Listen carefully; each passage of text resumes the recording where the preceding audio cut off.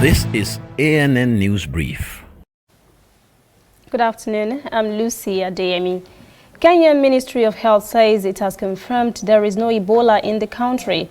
Health workers in the southwestern Kericho town say they acted out of caution in isolating a 36-year-old patient on Sunday for exhibiting what they call Ebola-like symptoms. 3 persons had also been quarantined. Laboratory results from the patient's blood samples are negative of Ebola. The news sent Kericho town into panic as most businesses and offices closed early as residents left town out of fear. Meanwhile, health workers in Uganda have received clearance to start using experimental vaccines for the Ebola disease after 2 persons who had entered the country from neighboring DR Congo died from the virus in Uganda last week.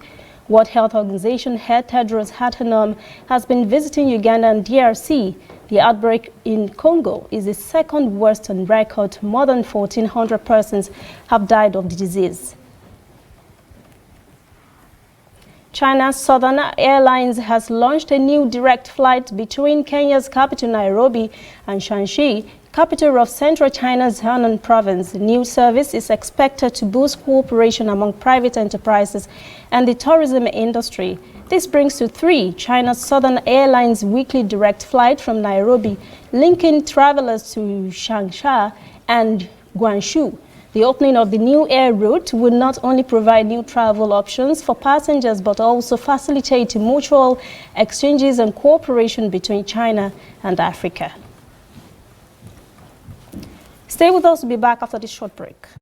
There is a new all-news network on the scene in Nigeria to give news from a purely news perspective and to promote free information flow across Africa. Fresh views, unbiased, bold, with a purely African view. African News Network, ANN, in a truly African spirit. A Sudanese opposition movement, the Forces of Freedom and Change, has called on its supporters to start nighttime rallies to protest against what it's described as a massacre of demonstrators in the capital Khartoum.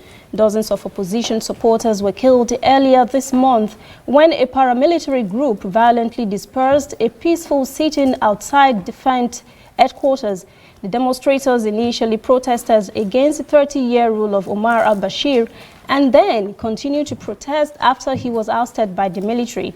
They are demanding a swift transition to civilian rule.